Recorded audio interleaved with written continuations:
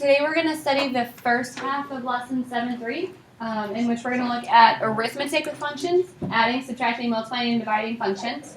And then we're also going to talk about a concept of domain as it relates to this idea of functions. Tomorrow we'll look at the second half, which is about composition of functions. So for addition, subtraction, multiplication, and division, we're going to be using our function notation that we learned earlier this year, where instead of saying y equals over and over and over, we give it a different name so that we can specify multiple different functions in the same problem. So you'll be given a function f and given a function g, which are just two different equations. It's just instead of saying y equals, we get to call one of them f and one of them g so that we can distinguish between them. And then you'll be doing something with those two functions. You'll be adding them together, subtracting them, multiplying them, or dividing them. And then once we've done that, we're going to think about the domain. The domain we defined earlier this year, but quite a while ago. We said the domain is the x values that are possible. So sometimes we can plug in anything we want, and it'll work. But sometimes in math, there are things that cause us no-nos. And so the domain is looking at what would those problems be? What types of numbers can we maybe not plug into this because something bad will happen when we do that. I'm going to go through each of the examples, just doing the arithmetic, and then we'll go back through and discuss what domain is. Okay? So we're going to kind of go through each of the examples twice instead of tackling it all at once. We'll hit how do we do the arithmetic itself for each of them, and then we'll go back and look at now what do we say about domain. So when we are adding two functions,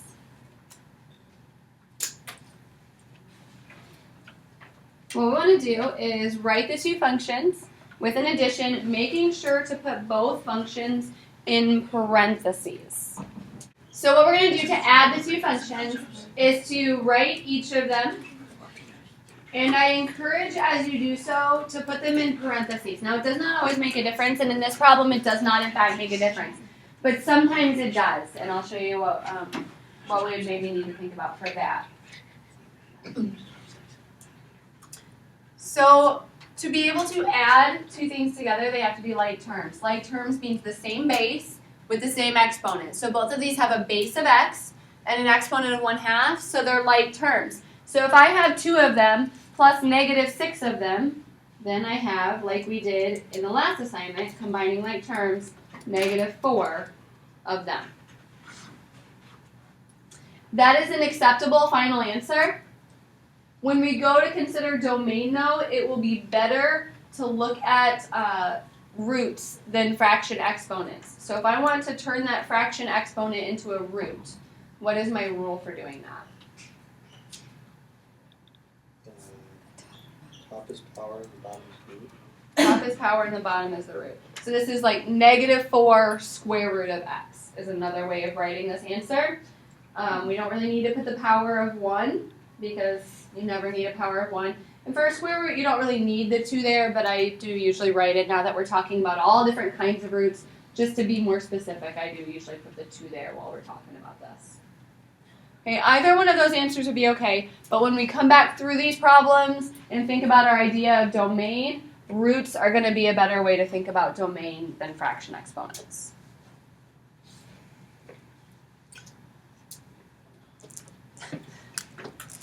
Interesting.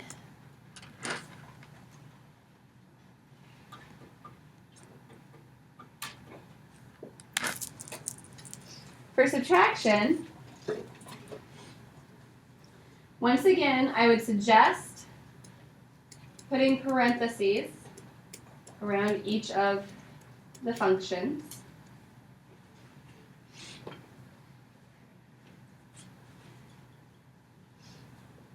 So we write our first function f minus the second function that we're given g. Now here we have a double negative, so this really turns into then plus 6x to the 1/2. They are like terms. They both have bases of x. They both have powers of 1/2. So if I have 2 of them plus 6 of them, then I have 8 of them. Once again, that's an okay answer, but when we come back through these problems and think about the idea of domain, we're going to want to think about roots instead of fraction exponents. So I would write it as 8 square roots of x.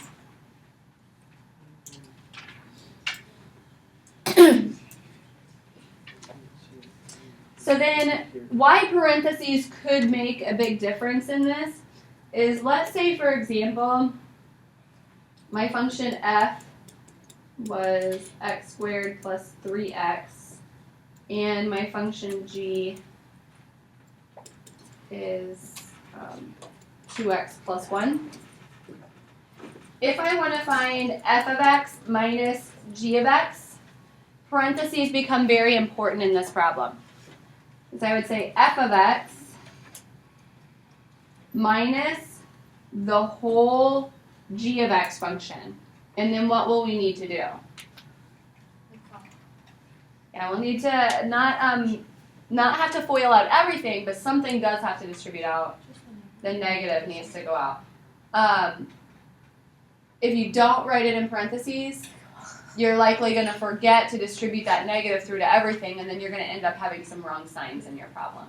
Okay? So parentheses don't always make a difference. Like in our example, it wouldn't have really mattered in the actual problem if we had the parentheses there or not. We just got minus and negative, we changed it to plus. It's not a big deal.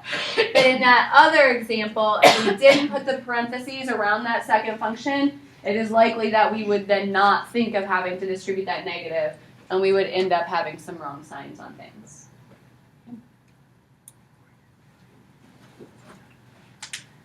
For multiplication,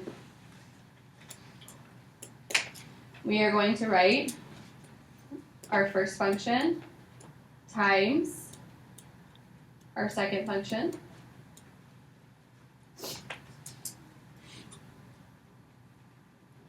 Our bases are the same. The bases are both x. What's the power on the first x? 1. The power on the second x is a fourth. When we are multiplying, what do we do with exponents? Add them. So I would have 3x to the 1 1/4 or 5/4. That is a completely acceptable final answer. But again, when we come through and think about domain, we're going to want to think about roots instead of fraction exponents. So I would have 3 what? 3x to the fifth. Vertical. Okay, so 3, and then the top is the power, so it'd be an x to the fifth, and the bottom is the root, so we want a fourth root of that. Can you go over the multiplication again? Yep. When we multiply bases, we add the exponents. So as far as the coefficients go, we're looking at just the numbers in the front of it. So in front of it, we've got a 3 for the first one and like an invisible 1 for the second one. So we multiply that, and we get 3. But when we're multiplying bases, we add our exponents. So we would want to add together the 1 1/4, which gives 5/4. So in our homework, which answer do you want us to get? It will be better for you to get the second answer because in your homework, you're going to have to do that domain for every problem that we're going to come back through and look at. And to consider domain, you're going to want to think about it in roots. I'll accept either answer, but it's going to be easier for domain to think about it in root form. Again, parentheses can be really important in these problems because let's say our functions were something like x squared plus 2x and 3x minus 1. Then if I want to do f of x times g of x, on this problem, what would I need to do with these functions? Distribute everything on through, claw it, FOIL it, but everything would need to be multiplied through, so those parentheses become pretty important here. Okay? So sometimes they're more important than others, so it's just kind of a safety thing. I would suggest always putting your functions into parentheses. The last type of arithmetic that we can do with functions is division. To divide two functions, we're going to write the first function, f of x is 3x, over the second function. What is our rule for division? What do we do with exponents? Subtract them. What is the exponent on the top? 1. So I divide the numbers in the front. 3 over 1 gives 3. And subtract the exponents. 1 minus 1/4 gives 3/4. Again, that's a good final answer. But when we think about domain, we're probably going to want to think about it in root form.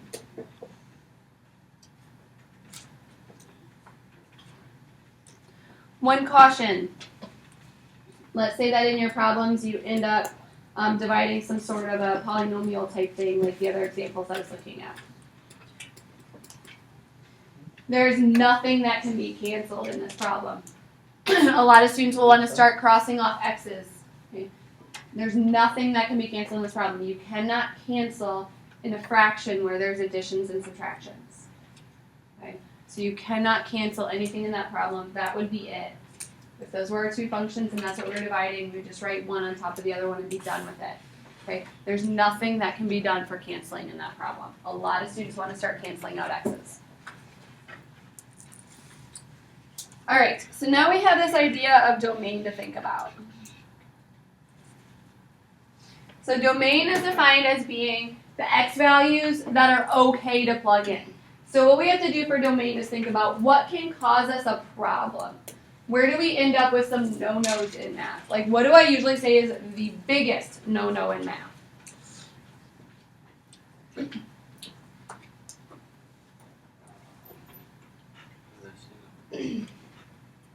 What's one thing that we're never allowed to do with numbers? Have 0 on top of the fraction. Close. 0 on the bottom of the fraction. Okay. If you divide by 0, that is like the biggest no-no in math. Okay. It doesn't work. Can't divide by 0. 0 on the top is okay. 0 divided by something is just 0. Like 0 divided by 5, that's just 0. That's fine. But a 0 on the bottom of a fraction is a big, big no-no. So that would be the first thing that you would look for when we're thinking about domain. Is there a division by 0? And if so, x is not going to be allowed to be whatever would make us divide by 0. Okay? And we'll do some examples that show what that is. But that's our first thing we're going to check for is a division by 0. The other thing that we're going to check for is a square root of a negative number. Because the square root of a negative number will end up as an imaginary answer. We talked about how our square root of a negative is our I. We don't want imaginary answers. So we're going to look for any, any even roots of negatives. So it could be a square root, it could be a 4th root, a 6th root. But if we have an even type of root, and the inside of that could be a negative, that's not going to be allowed for us. Okay. Odd roots are fine. A cubed root of a negative number is totally okay. Okay. Odd roots are fine. Even roots of a negative number are going to be a no-no for us. So those are the two things that we're going to check for in our problems. When we are checking, it says domain is the values that are in the domains of both f and g, and actually we need to consider our final answer as well. So we're going to have 3 things we have to check domain on. We have to check, is it okay to plug it into each individual starting function? Because if we can't plug it in there, we're stuck already. And then, in doing whatever arithmetic, adding, subtracting, multiplying, dividing, is it okay still to plug it into our final answer? So we have to check those 3 locations for these 2 problems. So in this problem, our answer was negative 4x to the 1/2, or so we could think of that as negative square root of x. For domain, we need to consider the domain of each individual starting function and the final answer function. So for f, it's written in that fraction exponent form. I would change this into 2 square roots of x. Wait, where did the 4s come from? That was the answer to the first time we went through this problem, because we already went through the 4 examples.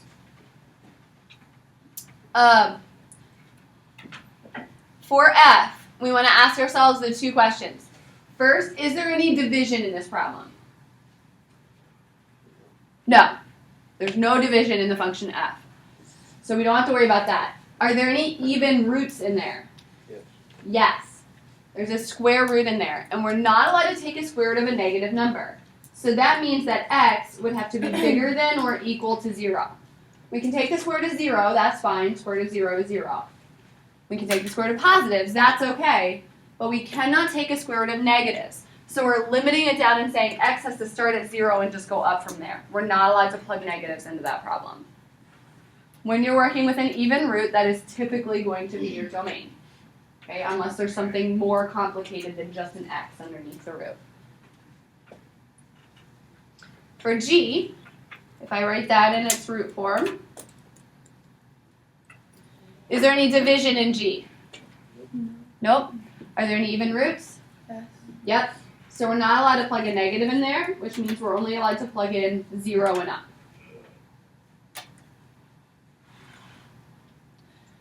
Then in our final, is there any division? No. Even roots? Yep. Yep. So x is greater than or equal to 0.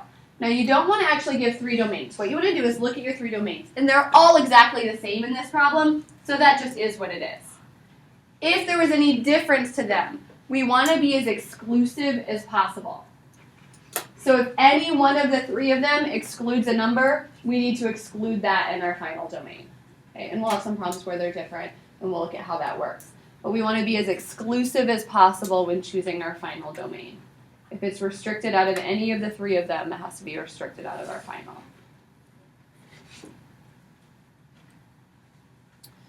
For our second one, our final answer was 8 x to the 1/2, or we wrote that as 8 square roots of x. Our 2 starting functions are exactly the same as the last one, and you're going to have a lot of homework problems that are like this as well, where you get to kind of keep reusing functions, which is nice, because then we really only have to think about the domain once on those.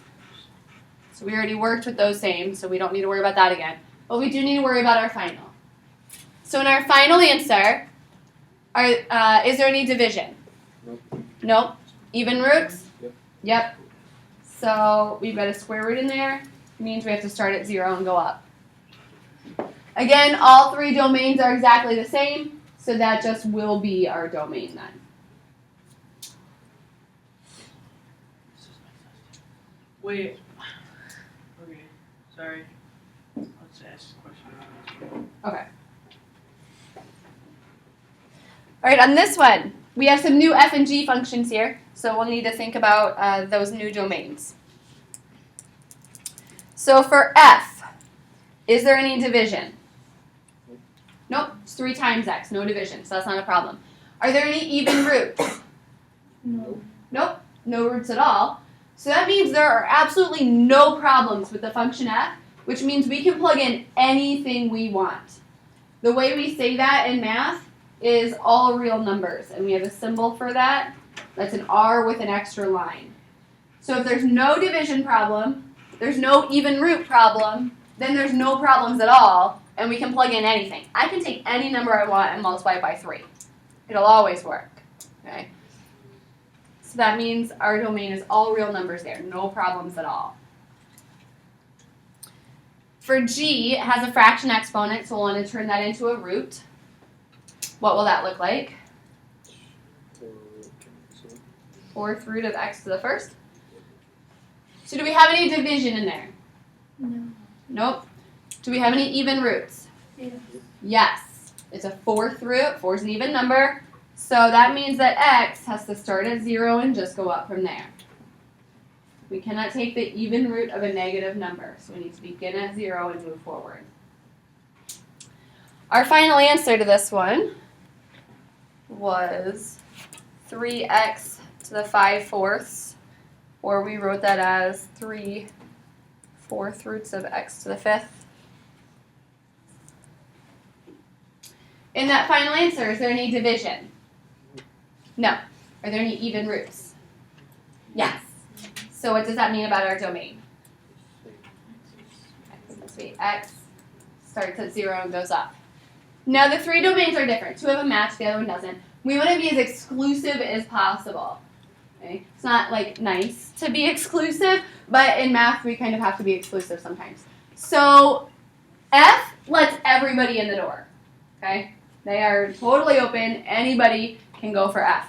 The other two make a restriction. So that's going to have to be our domain. We want to take any restrictions that we have for our domain.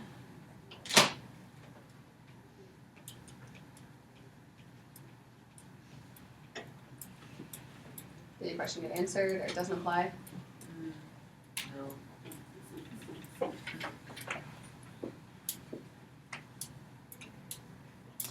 For this one, F and G are the same as the last one, so we can just kind of reuse those domains that we had last time.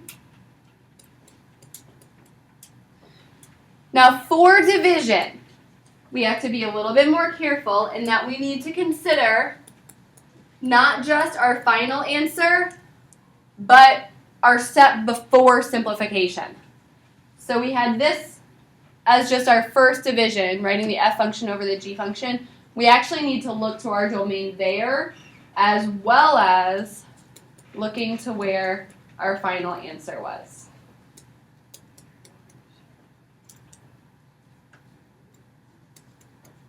Division we have to be extra careful with. So when we look at the starting fraction before we did any simplification, is there division? Yes.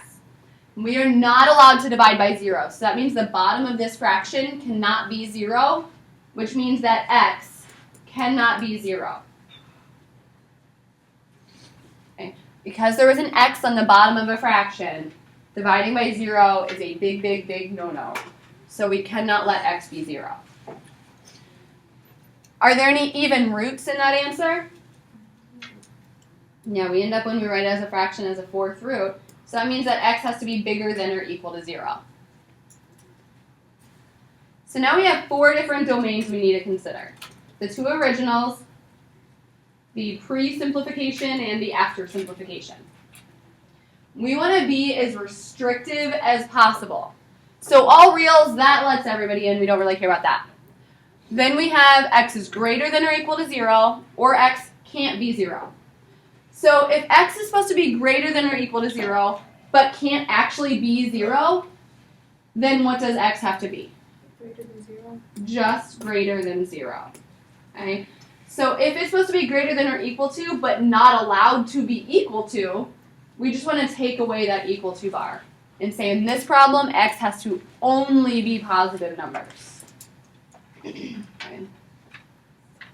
So we're just kind of squishing these two statements together, saying greater than or equal to, but actually not equal to. So we'll just take away that equal to bar. All right. We're going to do a little bit more practice with domain. Let's say our function is 2x squared plus 3x plus 1. Is there any division in there? No. Are there any even roots? Be careful. Yes. Roots? No. No. Super common mistake. Okay, powers are not an issue. I can square anything I want. I can do 5 squared. I can do negative 5 squared. Okay? Powers are not a problem. Roots are a problem. Okay? So there is an even power here, not an issue. Even roots are an issue. There's no roots in this one. So if there's no division and there's no roots, then what's our domain? All roots.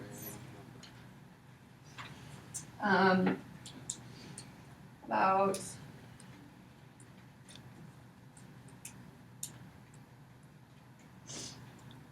this one. Is there any division? Nope. Nope. Are there any even roots? Yep. Yes. Yes. 6 is an even number. It's a 6th root. It's an even root. What does that mean about my domain? Not allowed to take an even root of a negative number, so we have to start at 0 and go up. Yes. What if that does it matter where the even number exponent is? It has to be the root number. Okay. The inside number doesn't matter because that's a power. Okay. It's the root number that matters.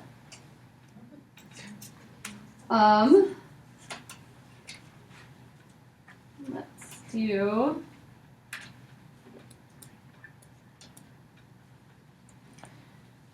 there any division? Yes. Yes. So in division, the bottom of the fraction is not allowed to be 0, right?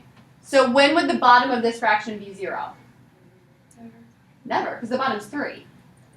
It's just 3. It's always 3. The top can change if we plug in different numbers for x, but the bottom is 3, just 3, always 3, and that's not a problem. Dividing by 3, not an issue.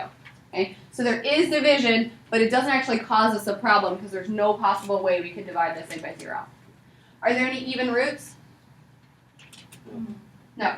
So what's our domain? All radiuses. All real numbers for that one. Okay? Because I can plug in anything I want, multiply by 2, and then divide it by 3. Okay? It's just dividing by 0 we're not allowed to do. What happens if you have the square root of the bottom? Like if that was 3, the square root of x.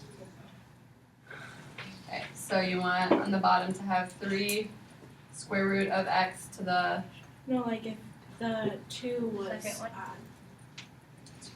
odd. The root is Yeah, Like the that? root is odd. Yeah. on the bottom? Yeah, or just in general. Alright, so are there, is there any division in this problem? Yes. So what can x not be? Okay, we're not allowed to divide with having the bottom of the fraction 0. If I plug 0 in for x, that's going to make the bottom of this thing 0. Are there any even roots?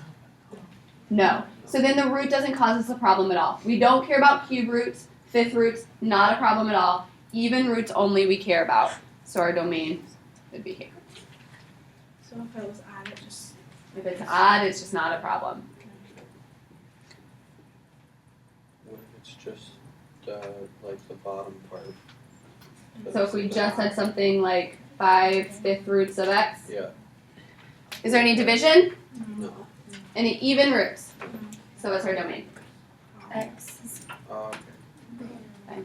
It's an odd root, so there's no problems. Even roots are only our problems. What if I had 3 over 2x plus 1? Is there any division? Yep. Yeah. What would make me divide by 0?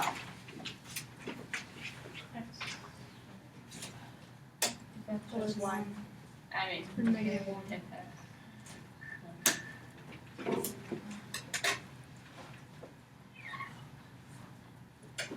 what do we need to do to figure out what the division problem is here?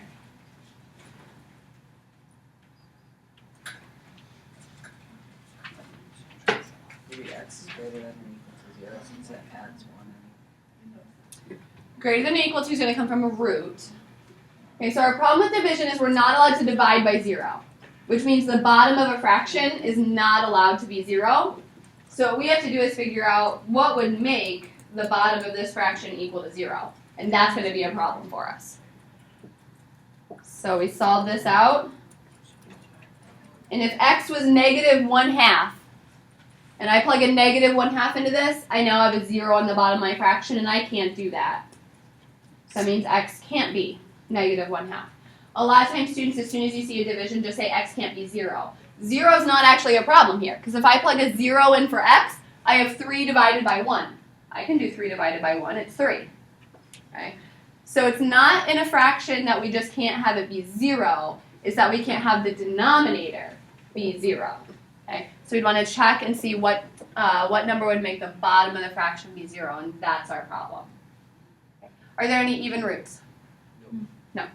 Okay, so that's just our domain then. We'll do one more.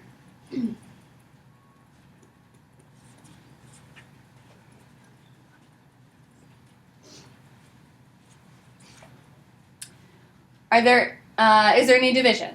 Yes. So what does that tell us?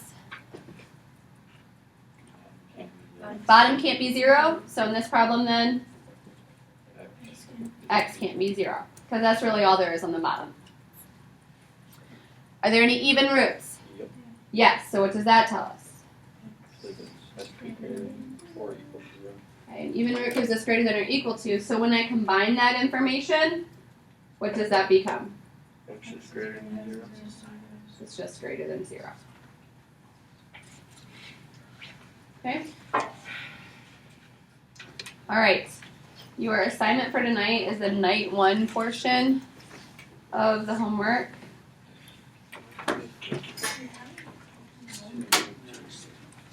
Whoa, whoa, whoa.